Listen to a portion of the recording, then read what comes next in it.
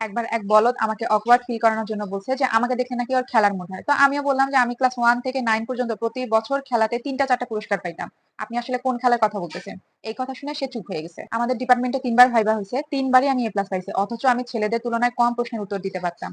ছেলেদেরকে প্রশ্ন করা হতো সিলেবাস অনুযায়ী আর আমাকে প্রশ্ন করতো আউট অফ সিলেবাস। কিরকম জানো? একবার এক স্যার আমার নাম শুনে জিজ্ঞেস করছে, হাদিস অনুযায়ী দুনিয়ার বেশিরভাগ মানুষ জাহান্নামে যাবে, তাহলে জান্নাত 8টা জাহান্নাম 7টা কেন?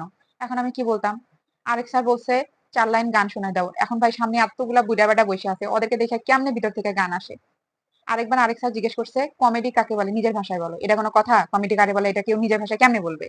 যাই হোক, এসব উল্টাপাল্টা প্রশ্নের উত্তর দিয়েও আমি A+ পাইতাম। এরকম কেন হতো জানো? কারণ আমরা যখন মানুষের সাথে কথা বলি, কথা হচ্ছে আমাদের কনফিডেন্সের রিফ্লেকশন। এইটা ছিল ভাইবার আলাপ। পার্সোনাল আলাপটা হলো আমি যখন মানুষের সাথে কথা বলি, কথার ধরন থাকে দুইটা। এক, আমি যেটা বলতেছি সেটা শোনো, আর দুই, আমি যেটা বলতেছি তোমাকে সেটা শুনতে হবে। যখন আমি চিন্তা করি যে নিজের কথা মানুষকে শোনাইতে হবে ভাই, তখন আমার টোন আর এক্সপ্রেশন দুইটাই চেঞ্জ হয়ে যায়।